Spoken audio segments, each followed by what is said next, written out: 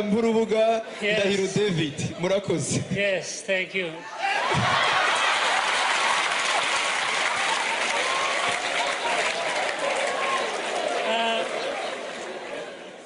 Ariko rero nubishije bakoma mu mashyi young professionals.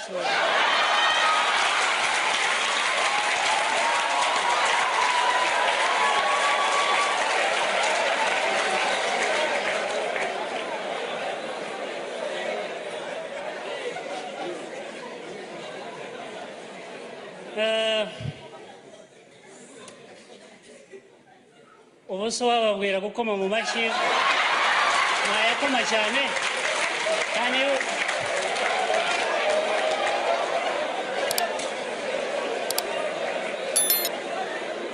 mushobora noneho kuyakoma kurushaho uko mwakomye mbere. Mazina by the way ba minister ndaza kurwana nabo hari amazina ubundi igihe ugasanga wabyaye umwana amwitebye kusenge ariko ugasanga byukiye mu kabari ariko urumva izina mbese kera bakwitaga ntwari ukazaba umusirikare bakakwita Mary ukazaba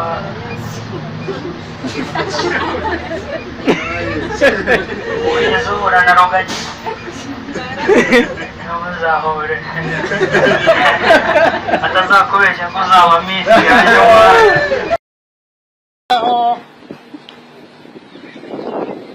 ariko hari ibindi bijya bitugeraho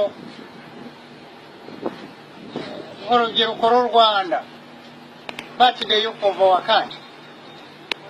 But I know you are the babandi twita urubyiruko cyangwa se ingimbi, ariko hari ibindi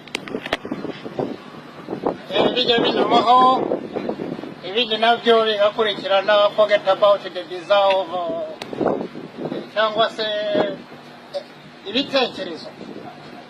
Ariko njye ndibaza mwebwe mbaraga z'igihugu, ni mwebwe kandi ubushobozi bw'igihugu cyacu